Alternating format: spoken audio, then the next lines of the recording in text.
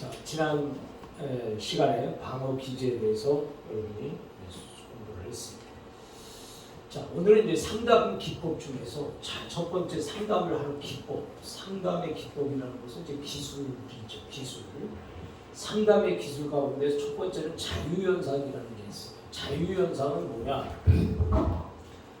자유연상은 가장 기본적인 기법이에요. 그래서 내담자 스스로 마음속에 떠오르는 것이면 무엇이든지 모든 것을 이야기하도록 하는 방법입니다. 그러니까 상담을 할 때 이 클라이언트가 와서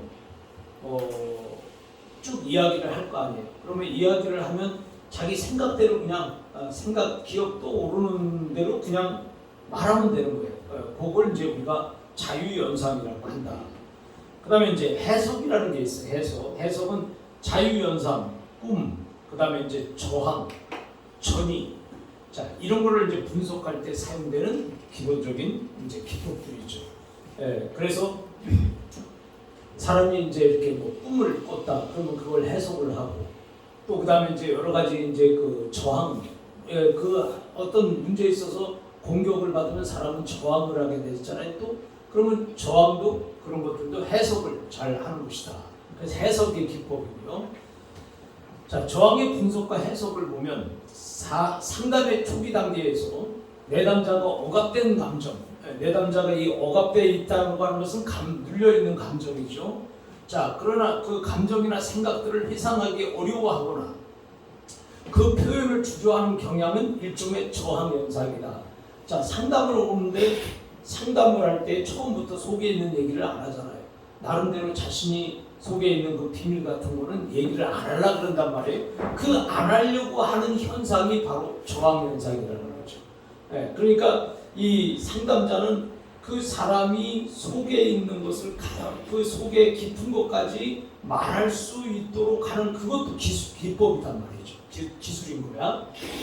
그러니까 사람들이 처음부터 뭐 만나자마자 뭐 사물이 상담사라도 그렇지 내 속에 있는 얘기를 그 깊은 비밀을 다 얘기한다는 것이 쉬운 얘기가 아니란 말이에요.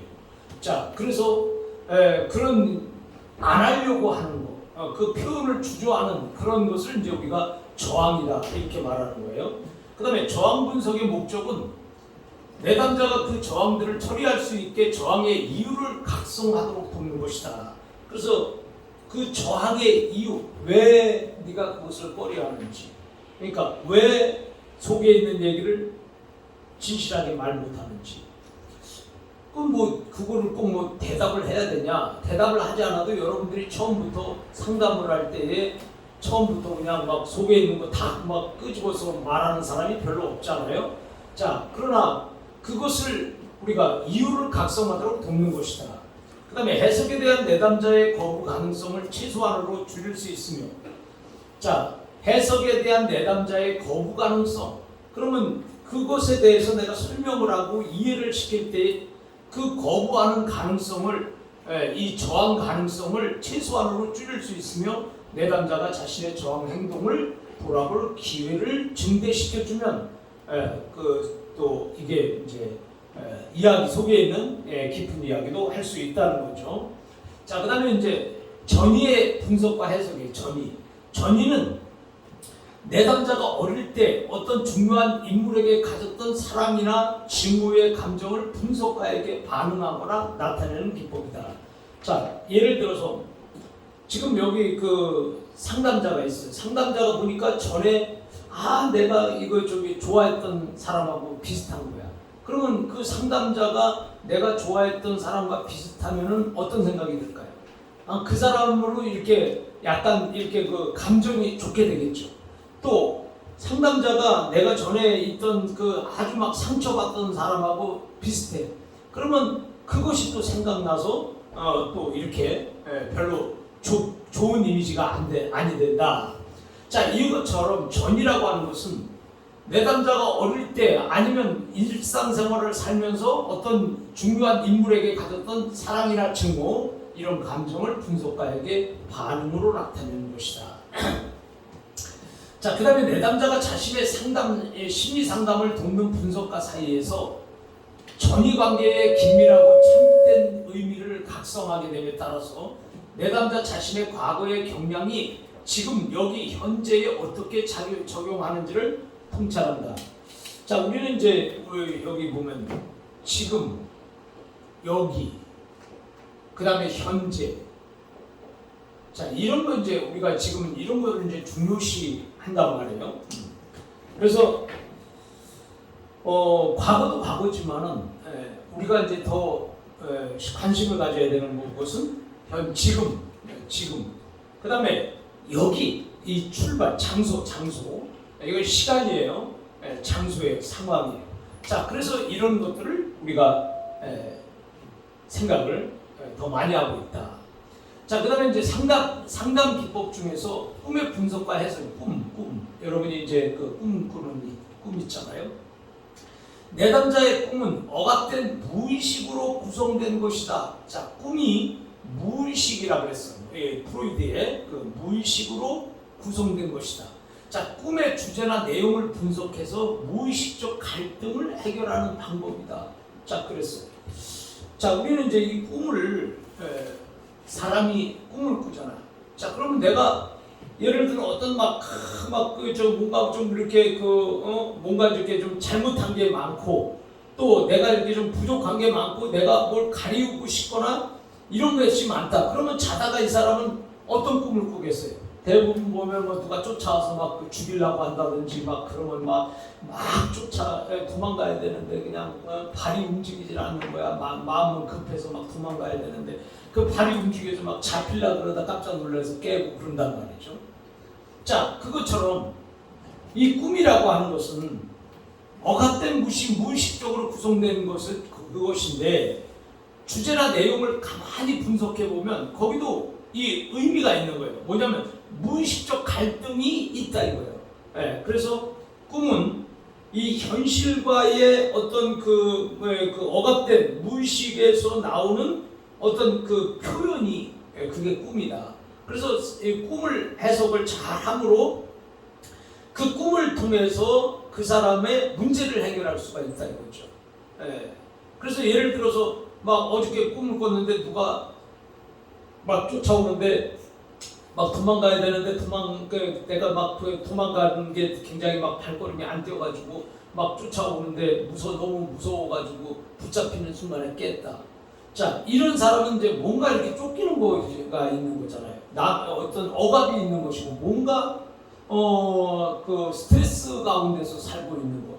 그러면 이제 이런 꿈을 꿨으면 이제 그런 꿈을 얘기했다. 그러면 상담자는 그걸 물어봐야 되겠죠. 당신은 무슨 요즘에 어떤 스트레스 받는 게 있냐, 쫓기는 게 있냐, 아니면 해놓고 뭔가 좀 이렇게 좀 깨름직한 것이 있냐. 자, 이런 것을 물어서 결국은 해결하는 방법. 자, 그거죠. 그 다음에 내담자가 기억하는 내용인 현재 몸을 통해서 상징적, 무의식적 동기인 잠재몽을 이해하는 것이다. 저 밑에 있는 잠재되어 있는 그 어떤 생각, 그 어떤 그 꿈, 이런 것들을 이해하는 것이다. 그랬습니다.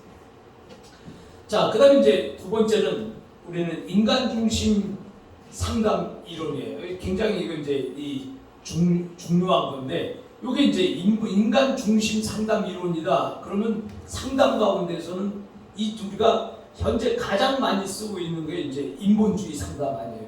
그 사람이 근본이다. 그 사람 중심. 그래서 사람 중심의 상담 이론. 자, 이게 로저스를 통해서 이제 이런 것들이 이제 나타난단 말이에요. 자, 그러면 로저스는 인간이 사회적이고 미래지향적인 존재다. 그러니까 인간은 절대로 개인 어떤 고립적인 것이 아니라 사회적이라는 거예요. 그리고 인간은 현재에 머물고 있는 것이 아니라 미래를 지향하는 존재라는 거예요. 그래서 자기 실현의 의지와 아울러서 선한 마음을 가지고 태어났다 이렇게 생각해요. 그래서 인간은 누구든지 가만히 놔두면 그 사람은 뭔가를 위해서 하려고 하는 그런 게 있다는 거예요. 그리고 또 인간은 처음부터 악하게 태어난 것이 아니라 선한 것으로 태어났다는 것이 이제 로저스의 생각이에요. 자, 그래서 이제 우리는 이 로저스의 인간 중심 상담 이론을 굉장히 중요시하게 생각해요. 모든 상담 이론 중에서 가장 우리가 현재 많이 쓰고 있고, 또 현재 우리가 또 가장 이렇게 많은 역할을 하고 있는 것이 이제 이 인본주의 상담의 이론이란 말이에요. 자, 그래서 이제 우리는 인간은 이 로저스가 생각하는 인간이에요. 네, 그래서 이 로저스가 생각하는 인간은 본래 부적응적 상태를 극복한다. 자, 여기 보면 부적응적 상태예요. 그러면 적응하지 못하는 거죠. 그러니까 적응하지 못하는 그런 상태를 극복하고 적응하려고 한다는 거예요. 그래서 정신적 건강한 상태를 되찾을 수 있는 능력을 가지고 있다고 믿기 때문에 인간 중심 상담에 있어서 상담자는 치료의 진행에 대한 책임을 내담자에게 맡긴다. 네. 그래서 결국은 인간은 스스로 이 적응하려고 하는 그런 것을 갖고 있고 또 사회적이고 미래지향적인 존재로서 자기 실현을 하려고 하는 그런 생각을 갖고 있기 때문에 인간은 스스로 더 나아지려고 하는 그런 성향을 갖고 있기 때문에 상담자는 치료의 진행에 대한 책임을 내담자에게 맡긴다. 이 말은 뭐냐면 그 내담자에 따라서 클라이언트에 따라서 그에게 진행을 맡겨야지 막 상담자가 막 클라이언트를 막 이리 끌고 다니고 저리 끌고 다니고 말다 막 이렇게 하고 그러면 안 된다는 거죠. 자, 그래서 내담자를 존경하고 내담자에게 모든 것 진행을 맡기니까 중심이 내담자 중심으로 가는 거죠. 그러니까 상담자 중심이 아니라 클라이언트 중심, 내담자 중심으로 상담이 이루어져야 된다. 이런 얘기예요. 자, 그래서 이제 주요 개념에 보면 유기체와 현상학적의 장이에요. 자, 그러면 유기체라는 것은 그 개인의 사상, 행동, 자, 유기. 자, 뭐 이렇게 우리가 보면 유기라는 것은 이 뭐 정신, 그 다음에 뭐 현재 뭐 이런 거 자기가 갖고 있는 거 생각, 육체, 뭐 이쪽 꿈, 그 다음에 환경, 자라온 배경, 자 이런 것들을 다 이렇게 포함하는 그것을 이제 우리가 유기체다 이렇게 말해요. 자, 그래서 여기 사상, 행동 및 신체적 존재 모두를 포함하는 전체로서의 한 개인을 지칭하는 것이다. 그래서 인간은 유기체라는 거죠. 유기체. 개인이 경험하거나 지각한 것, 장은 그 개인의 사적이고 주관적인 경험의 세계다. 그래서 이런 유기체이기 때문에 개인으로 어떤 것을 뭘 체험했다 그러면 그 말은 극히나 이제 사적인 거다. 그 사람은 개인적인 것이고 그 사람이 객관적이 아니라 주관적인 그런 경험의 세계다. 이렇게 말하고 있어요. 그 다음에 인간 중심적 접근에는 내담자가 인식하는 주관적 현실, 즉 경험에 의한 현상적 장애에 의해서 행동이 좌우된다고 보고 있다. 자, 그러니까 그 사람의 행동은 그 사람이 인식하는 주관적 현실에서 경험에 의한 현상적 장애에 의해서 행동이 좌우된다. 그러니까 그 사람의 나름대로의 자기 나름대로의 세계가 있어요. 여러분들도 다 나름대로. 그래서 나와 여러분이 다 똑같다고 말할 수 없어요. 그래서 모든 사람들은 자기 나름대로의 경험이 있고 또 자기 나름대로의 주관이 있고 또 자기 나름대로의 어떤 자아실현이 있다 이거죠. 그래서 그 얘기를 지금 하고 있는 겁니다. 거기에 따라서 행동이 좌우된다 이거예요. 자, 그 다음에 이제 자아와 자아 개념. 이제 우리가 이 자아라는 것은 뭐냐? 자아는 개인의 전체적, 그 다음에 현상학적 장 혹은 지각적 장으로부터 분화된 부분이며 이것은 개인의 존재 각성을 의미한다. 자, 자아 말 그대로 우리 스스로 자자잖아요. 자기 자신의 자아, 나라는 거죠. 나. 그래서 그 나라는 것을 이 개인의 존재, 나라는 것을 각성하는 그 의미가 자아예요. 그 다음에 자아의 발달을 통해서 개인은 자기에게 속한 것 혹은 자신의 일부와 자신이 지각하는 다른 모든 대상 사이를 구별할 수 있게 되는 것이다. 그러니까 자아 발달은 내가 발달하는 거예요. 그래서 개인의 자기에게 속한 것이잖아요. 그리고 자신의 일부고 자신이 지각하는 다른 모든 대상 사이를 구별하는 거예요. 그러니까 이 말은 뭐냐면 이게 나다. 이게 자아야, 자아. 그래서 자아를 정확하게 알므로 인해서 다른 거와 구분이 된다는 거죠. 근데 나를 모르면 다른 거하고 구분이 안 되는데 나를 이렇게 모아놓고 보니까 아 이건 나구나. 그리고 이건 아니네. 나하고 상관이 없네. 이렇게 되는 거죠. 그 얘기가 바로 이 얘기입니다. 그 다음에 이제 실현 경향성과 자아 실현 경향성이에요. 자, 인간은 누구나 고유한 가능성을 건설적인 방향으로 성취하고자 하는 실현 경향성을 가지고 있다. 자, 사람은 누구든지 뭔가를 하려고 해. 여러분들도 여기 그냥 가만히 계세요. 그러면 절대로 가만히 있지 않죠. 뭔가를 하려고 하지. 예. 자, 그런 경향성을 그걸 갖다가 이제 우리가 실현 경향성이라고 하는 거예요. 자, 그런 것을 가지고 있다. 자, 이것은 형성적 경향성의 부분으로서 생득적인 것이다. 생득이라고 하는 것은 살면서 얻어지는 것이라는 거예요. 그래서 생득적인 것이며 성장의 신체적, 정신, 심리적 요소들을 총망라한 것으로 자아 실현은 한 인간이 자신이 되는 과정이며 그 개인의 독특한 특성과 잠재력을 발달시켜가는 과정이다. 자, 우리가 이제 자아 실현이라는 게 있어. 자아 실현. 말 그대로 나를 실제적으로 보여주는 거단 말이에요. 그러니까 나를 보여주려고 한다는 거죠. 그게 이제 자아 실현이야. 그러면 여러분들의 자아 실현은 뭡니까? 아, 내가 이대로 살 것이 아니라 나도 사회복지사로서 내가 좀 인생을 좀 이렇게 좀 나 나름대로 멋있게 살아야 되겠다. 그렇게 사회복지사로서 살아야 되겠다고 하는 그것을 여러분이 지금 실현하고 있잖아요. 그죠? 네, 그래서 지금 사회복지사 지금 이거 자격증을 따려고 하는 거예요. 자, 그러니까 인간은 자아 실현이라고 하는 욕구를 갖고 있는 거다. 그 매슬로우의 욕구 가운데서 인간의 5대 욕구 가운데서 맨 위에가 뭐예요? 자아 실현의 욕구죠. 그래서 자아 실현의 욕구인데 이 자아 실현의 욕구 가운데서 매슬로우의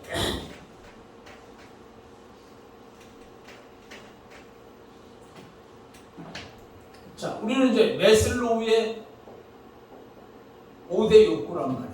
5대 욕구. 인간의 5대 욕구. 이렇게 이제 우리가 도표로 그리잖아요. 자, 여기는 생리적 욕구예요. 생리적. 그러면 생리적이라고 하는 것은 인간이 기본적인 거, 먹고 입고 마시고 사는 거, 이런 욕구. 자, 그런 다음에 이 생리적 욕구가 채워지면 그 다음에 인간은 두 번째 욕구를 향해서 간다. 안전에 대한 욕구로 가는 거야. 자, 먹고 입고 마시고 먹고 사는 게 안전해야지. 이 먹고 사는 게 안전하지 않으면 불안하잖아. 그래서 안전에 대한 욕구로 올라간다. 자, 이게 안전해지면 세 번째 욕구가 뭐냐면 애정이에요. 애정에 대한 욕구란 말이에요. 애정, 소속에 대한 욕구란 말이죠. 그래서 내가 누구에게 속하는 거, 누구를 사랑하고 누구를 이렇게 구속하고 이런 것들이에요. 그 애정에 대한 욕구. 자, 이 애정에 대한 욕구가 해결되면 자존감의 욕구, 자존감이죠. 자, 자존감에 대한 욕구가 또 생기게 되는 거죠. 그래서 자존감의 욕구가 이제 해결되면 맨 마지막에 자아 실현. 자, 이것이 이제 매슬로우의 5대 욕구인데 지금 오늘 인간의 이 자아 실현은 바로 그 한 인간이 자신이 되는 과정, 한 인간이 자신이 되는 과정이면서 그 개인의 독특한 특성들과 잠재력을 발달시키는 과정이라고 이렇게 표현하고 있습니다. 그 다음에 이제 자아 발달과 적응 혹은 부적응의 행동이에요. 그러면 아동 있죠, 어린아이. 아동은 자기 관심의 욕구에 기인해서 실제 자신이 아닌 다른 사람들이 요구하는 사람이 되려는 경향성을 보인다. 자, 이건 뭐냐면 아동이에요. 아동. 자기 관심의 욕구에 기인해서 실제의 자신이 다른 사람들이 요구하는 사람이 되려고 하는 경향성을 보인다. 자, 이 말은 뭐냐면 우리가 이제 아동 시절에 보면은 누가 훌륭해. 그래서 예를 들어서 뭐 에디슨이 훌륭하다. 그럼 나도 에디슨과 같은 사람이 돼야지. 뭐 이런 거예요. 그러니까 이렇게 다른 사람이 요구하는 사람이 되려는 경향성을 보인다는 거예요. 어렸을 때 꿈은 여러분들이 위인전을 읽고 나도 그런 사람이 돼야지. 자, 이런 것들이죠.